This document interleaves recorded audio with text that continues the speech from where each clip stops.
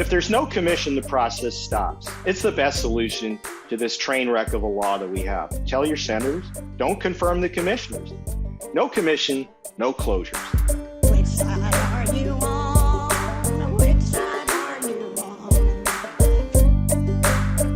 Privatizers are still coming for the VA, even under the Biden administration. The most recent fight stems from a 2018 law passed under Trump called the Mission Act. And here to explain the situation to us, we've got Daniel Horowitz. He is Deputy Director for the Legislative Department of the American Federation of Government Employees, a sponsor of the show. Daniel, welcome to the Valley Labor Report.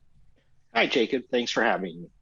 Absolutely. Glad to have you. We appreciate your time. So let's start with this. The VA has made recommendations to the still-to-be-confirmed Asset and Infrastructure Review, the AIR Commission. We'll talk more about why the VA is making these recommendations. We'll talk about the AIR Commission. We'll talk about that later, but the controversy is surrounding the recommendations themselves. So, Daniel, let's talk about that. Let's start with that. What are the recommendations that the VA is making? Well, a lot of people thought under the Biden administration the VA would get more favorable treatment than it has in the past. But unfortunately, that is not looking to be the case. And these recommendations to the AIR Commission, as you mentioned, would call for the complete closure of about 20 VA medical centers around the country, as well as outsourcing a number of other services in smaller clinics. So it's really another and potentially catastrophic step in the privatization and dismantling of the VA, which is really the crown jewel of our country's public health care system for veterans. Yes, yeah. I mean, the fight to privatize the VA, that has been going on for a very long time. And like you said, I think that there was definitely a feeling among advocates of the VA that at least for the duration of the Biden administration, this would be put on hiatus. And unfortunately, that's not been the effect. How is Alabama going to be affected? Well, it's fortunate in a sense that the VA expects the veteran population in Alabama to increase, and for that reason, they're not calling for wholesale closure of any medical centers in Alabama. But it really gets to a fatal flaw in the law itself. It creates this fast-track mechanism for closing medical centers, but it doesn't have any new funding for constructing new ones. So even as we dig down into the Alabama report, there's a call for closing the Birmingham Medical Center and replacing it with a new facility. But any new construction under this law is going to need a future appropriation from Congress. But once a closure has been approved, the closure must start to go into effect within 3 years. So that's a real problem. And even in states where they are not as hard hit, we don't know how that will play out, and we are extremely concerned. Wow, so the closure is basically, that is slated, and that is not dependent on future appropriations, but any actual modernization, any actual construction, that was not allotted in the Mission Act in 2018, and so that's dependent on future Congresses. What about in places where there aren't, where there isn't even recommendations to rebuild, to tear down and then rebuild a facility, but that the facility is to stay there? Are there still aspects of privatization that are slated to come to facilities that are going to remain? Yeah, that's exactly right. And it's a huge problem. So in addition to closing these approximately 20 medical centers wholesale, what the VA is proposing to do is to privatize services at about 40 other medical centers. So often what we'll see is this hollowing out of the services. So right now, they may have full service, they may have emergency departments, inpatient medical, inpatient surgical, rehab programs, and a lot of those will be closed and turned over to the private sector. In some cases, veterans will be sent hundreds of miles away to receive care at another VA, or they may just be sent out into the private sector. And that is also a problem because frankly, nobody knows how much private sector care is really available, especially after COVID. And even before COVID, the situation was pretty dire in many cases, and it's worse now. Right. The what you mentioned about not knowing the private care that is available during COVID is very important, because the recommendations that the VA is making is based entirely on information that was collected before COVID on the availability of private care. And even if we didn't have this pandemic that totally kind of rocked the healthcare system, we would be opposing privatization, and we'll talk more about why, just generally speaking, privatization is bad.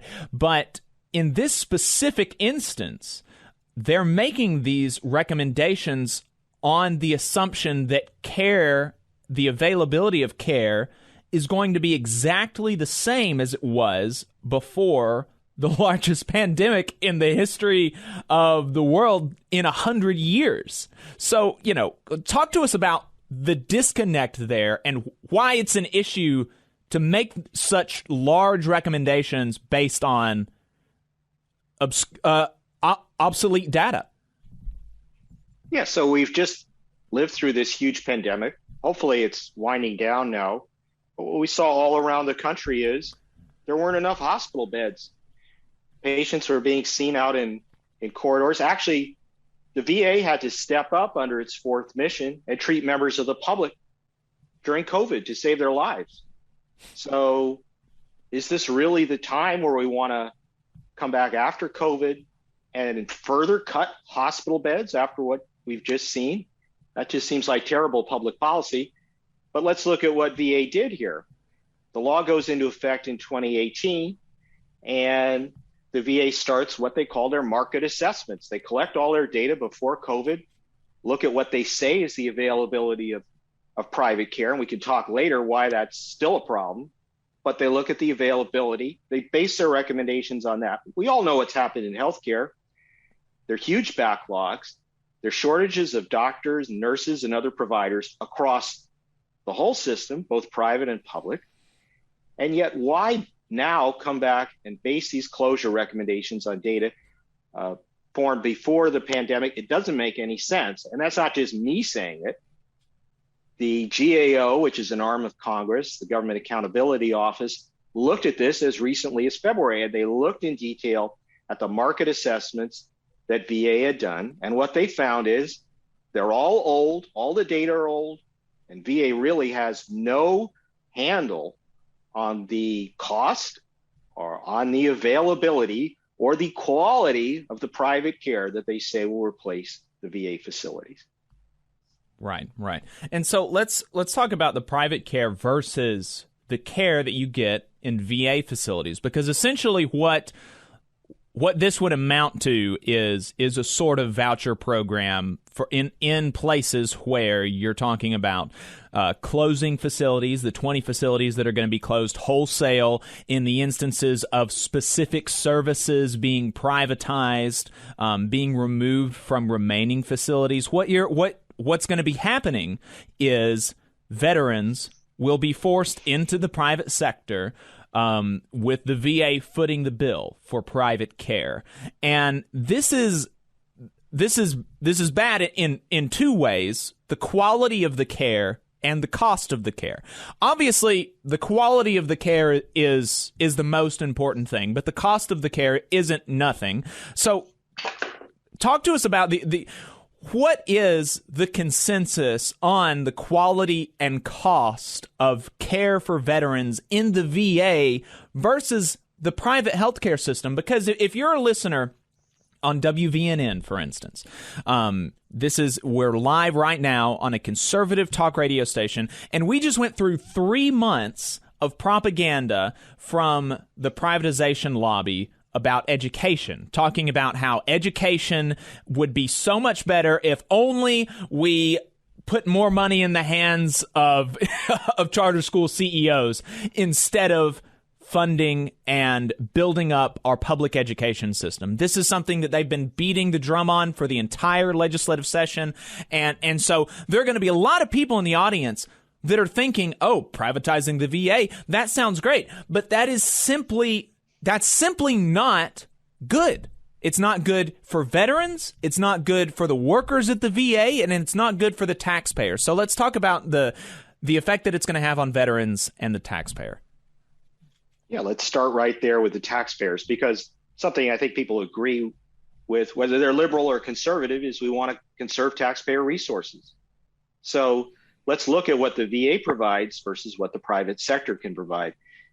And Stanford University, there's just been a huge study of this where they looked at the population of older veterans who go to the VA for emergency care. And what they found was absolutely striking. They found that older veterans, hundreds of thousands of them, who went to VA hospitals were 46% less likely to die in VA care than if they went to the private sector. And they found that the cost was 21% less in the VA. And some of the reasons of this are pretty clear. The VA is very expert at treating the conditions of veterans. They've been doing it for decades. And the care is integrated. Veterans can get all their care under one roof, and the care is responsibly administered. In private sectors, the private sector providers are driven by the profit motive. All sorts of unnecessary and arguably useless procedures occur. They make these hospitals look more productive on paper, but it doesn't show in the outcomes. The outcomes are worse. And we know that the private sector, beyond that, RAND has looked at this. The vast majority of private doctors and facilities are not prepared to treat veterans as effectively. Only 2% have the requisite training and skills to treat veterans. So we know this is bad public policy. It's going to hurt veterans. Taxpayers are on the hook either way, whether the veterans go to the VA or to the private sector. Where will they get the best outcomes at the least cost? We know that's the VA. It's been known for years. Right. And not only, I mean, there's just so much information, and despite, and this is despite the constant attacks on the VA. And there are, we can point to issues, and we can point to real issues, and we can point to real ways that we can make the VA better for veterans. But despite those issues having markedly better outcomes for veterans than in the private sector, being markedly cheaper for veterans than private sector care, and being and veterans and I'm sorry, I'm getting like 4 or 5 seconds delay in my headphones. Okay, it's gone now. I don't know. I'm sorry. I got I got distracted. And veterans express more. They're more happy with the VA than other people are with their private care. I mean, poll after poll after poll shows that veterans are extremely happy with the health care that they receive at the VA. Well, that's absolutely right. And the mission of the VA, we have to remember, VA has multiple missions beyond serving veterans, which they do better than anybody in the country. But part of their mission is to train future doctors who serve not only in the VA, but in all the private sector. Something like 60% of U.S. doctors get training from within VA hospitals. If we close hospitals and if we close inpatient services, that training is not going to occur. So there are multiple reasons why VA needs to stay and even grow in the current environment. And the other point you mentioned, veterans prefer the VA. So much of the debate over recent years has been about choice, giving veterans choice of care. Well, what's happening now with this AIR Commission is not about giving veterans choice. It's about taking away choice. It's about taking away the choice to go to a VA facility and forcing veterans into private sector, whether that's available or not. One of the benefits of being in VA, if you're a veteran, is that the billing is handled by VA. You may have to pay nothing. You may have to pay a small co-payment. But if you're out in the private sector, who knows what happens? You may be billed directly. If you can't pay, it may ruin your credit rating. All sorts of things that those of us on the private side are familiar with. That's what veterans will be inherited inheriting if they're forced out into private care. Right. Yeah, that is the VA. That's such a great point to emphasize, that the conversation is constantly when we're talking about the code word for privatization is always choice. It's always choice, which is nonsense. And this is specifically recommending getting rid of the preferred choice of veterans. Veterans prefer the VA. In poll after poll after poll, it is shown that they prefer the care of the VA. And these recommendations would take away 20 facilities. I mean, that's like 12 to 15% of the facilities in the country are going to be taken away, and services at remaining facilities are going to be privatized. And we're getting some pushback right now on Twitter. We've got somebody saying, you're comparing VA with private health care. Do you not know the history of the abysmal, incompetent VA hospital treatment of veterans? And I mean, this is exactly what I'm talking about, Daniel. I mean, their brains have been pumped with all this propaganda. Some of it is based on anecdotes of real issues, but some of it is made up out of whole cloth, and it's left people with the impression that VA care is worse than private care, and that's simply not true. The VA has been the victim, unfortunately, of a very well-funded smear campaign over the years to publicize waiting times, other things. But who's looking at the waiting times or the costs in the private sector? Right. Where's the real comparison here? We know vets prefer the care within the VA. So I wonder if the commenter on Twitter is a veteran. I have no idea, but we know that veterans prefer that. And the fact is, under all the recent laws, veterans do have choices if they want them. Most of them still want to go to the VA where they can. And one of the benefits of working at AFGE is we work with locals all around the country. And I met with one of the local officers from West Virginia, from the medical center in Clarksburg, which is slated to be completely downsized. And he had worked as a VA policeman there. And what he said is that it happened on more than one occasion that veterans who were either dying or were critically ill had driven to that hospital and had driven past other private sector hospitals that were closer, because even though they were dying, they only wanted to be treated at VA because that's where they were respected and that's where they got the best care. Yeah. I mean, that's such an amazing testimony. And just tell us that the data that you said earlier about the health outcomes, because I do want to emphasize that, because the impression is that VA care is worse, but the overwhelming data shows that that's simply not true. Can you tell us what you said earlier about mortality rates and care at the VA? Many groups have looked at this. Stanford's looked at it, 46% lower mortality for veterans that are seen at the VA, lower costs. Rand has looked at this. 46% lower mortality. 46%. And that's a very large study involving hundreds of thousands of veterans. And Rand has looked at this. They compared side by side VA hospitals versus non-VA. Same story, better outcomes at the VA. Veterans, you have to remember, have more morbidities, more illnesses than the general population because of their service, because of their injuries. And the doctors and care providers at the VA specialize in this. Veterans are already feeling pushed out into the private sector by the Mission Act. Costs are skyrocketing, and this air commission process is just going to make it so much worse. Right. Yeah, I think that's so important. And obviously, so a big part of this is, what is it going to do for veterans? But obviously, this is going to be bad for the workers at the VA as well. And it should be noted that the VA is the largest employer of veterans in the country, right? Yeah, a third of the workers in the VA are veterans themselves who dedicated their careers to caring for other veterans. That's good for the veterans who work there. It's also good for the veterans who receive care. because they understand the problems of veterans, both the doctors and the other staff. The other thing that's important to remember about VA healthcare is that there's coordination of benefits. How many of us have struggled on the private side working through multiple insurance companies and maybe in the end end up with a surprise medical bill anyway? Well, within the VA, all the care is coordinated, all the records are shared.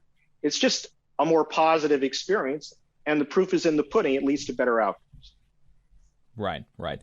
And so this is all happening because of a bill, because of a law that was passed under the Trump administration called the MISHION Act. Talk to us about the I was flummoxed when we were talking last week about the mechanics of the implementation of these recommendations, because it is totally broken. The law was designed with the express purpose, it seems like, of privatizing the VA. It was not, if you look at the way that these recommendations are slated to be implemented, it was not like, okay, Congress is going to see if these recommendations make the most sense. There was not deliberate. Just talk to us about the broken process for the implementation of these recommendations. It's beyond broken. This is a law that's designed to take a wrecking ball to the VA. So look at how this works.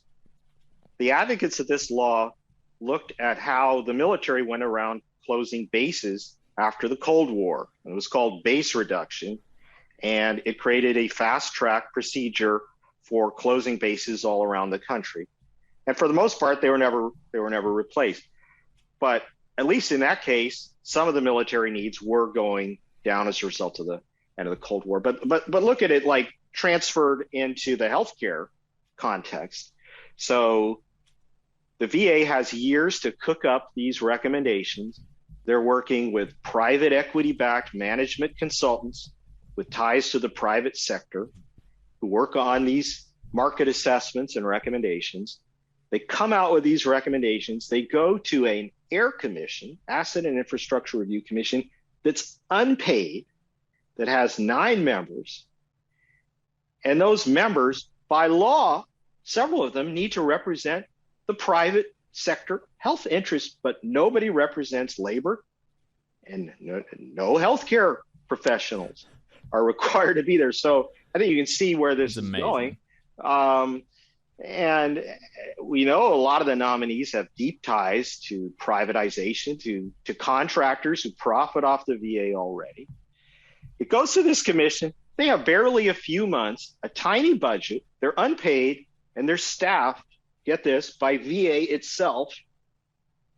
They look at these recommendations, and the burden of proof is on this poorly funded commission to try to change anything they don't like. If they don't, they have a few weeks to do that. Then those recommendations go to the president.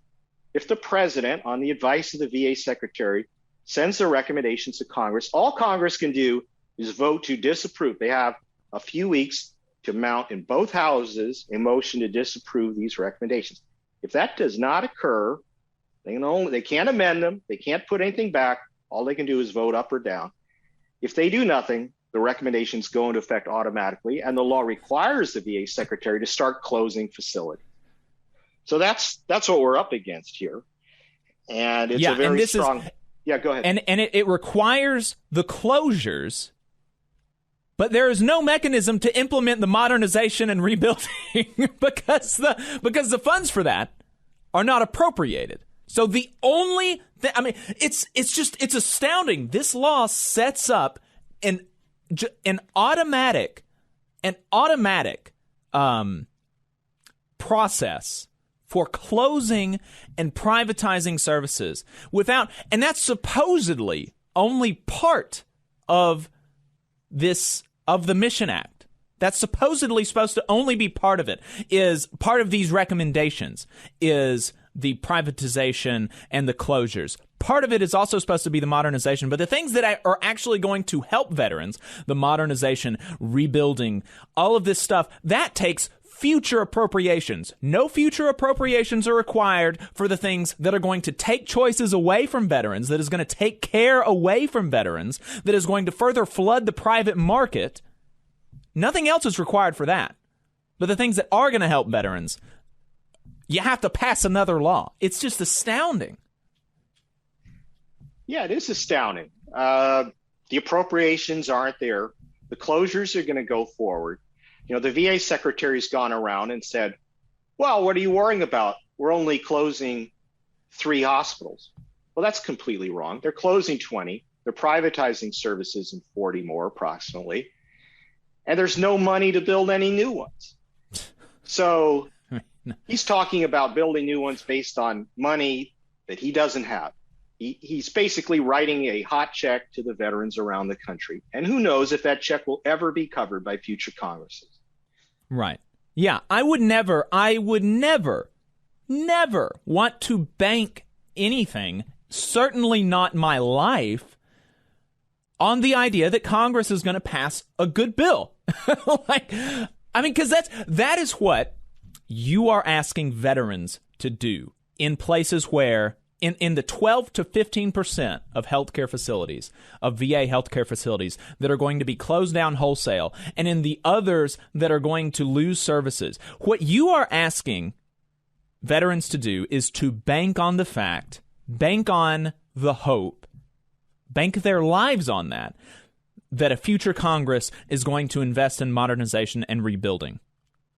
That is, I would not want to do that. It's just, it's astounding. So, very bleak picture. How can it be stopped? Well, the first thing that needs to happen is not to confirm the Air Commission. There are 8 nominees out there, and some of them are known privatization advocates. But if there's no commission, the process stops. And while that's not a perfect solution, it's the best solution to this train wreck of a law that we have. Don't confirm the commission. Tell your senators, don't confirm the commissioners. No commission, no closures. The next thing we have to do is repeal the section of the Mission Act that creates this Air Commission. There was a bill to do it in 2019.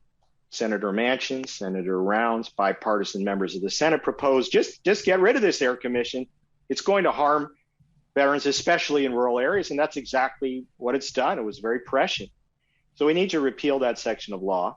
But the other thing we need to do is we need to fund modernization of veterans' health centers. We need to put money into the system, and if we put in the investments, we'll get better outcomes at lower costs in the future for veterans, and that's everyone's goal. The other thing is Congress, even while this is going on, Congress is looking at the victims of burn pits from recent wars, overseas where munitions were disposed.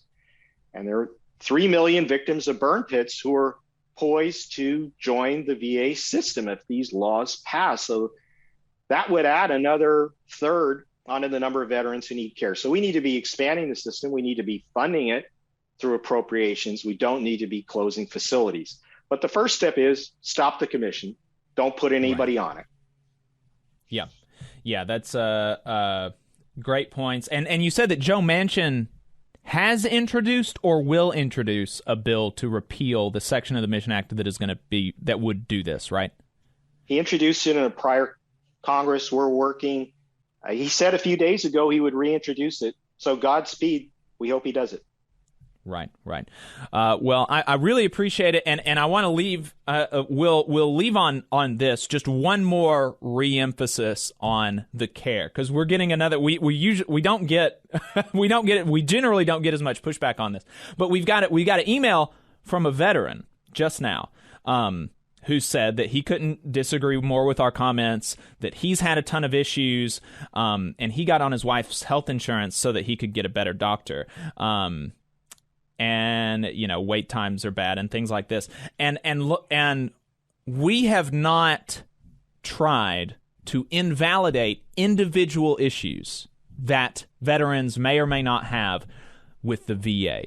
We recognize that those issues exist, but the data is out there about the overall effect of the overall outcomes of the VA are better, regardless of whatever anecdotes there exist out there. And I don't doubt them in the same way that I don't doubt any anecdote about anything, right? I mean, there's all sorts of good things that you can have bad anecdotes about, but that doesn't refute the whole of the information that we have out there, which is that veteran care that care that veterans get at the VA is better than the private sector on the whole. And where it's not, you don't make it better by disinvesting in it. Where care at the VA is not as good as you get in the private sector, you don't make it better. You don't make it match the private sector by eliminating the option totally, right? Because what we are talking about is eliminating the choice of veterans to use the VA in places where they want to. And that is the crux of the matter. We believe that veterans should have at least the option to go to the VA where the data shows that they're going to get better care and where poll after poll shows they want to go. Exactly. And this is not what this bill is going to do. And I appreciate your email, James from Huntsville. I do. I appreciate it, and I appreciate your contribution, and I appreciate that your story is real. Like I don't doubt it. I don't doubt it. But this isn't the way to make it better.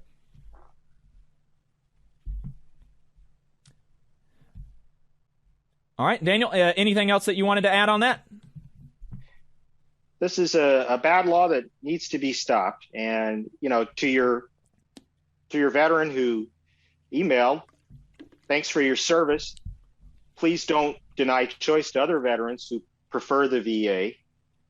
And let's go from there. I think lots of veterans who have spinal injuries, have all kinds of specialized care needs, only want to be seen at the VA.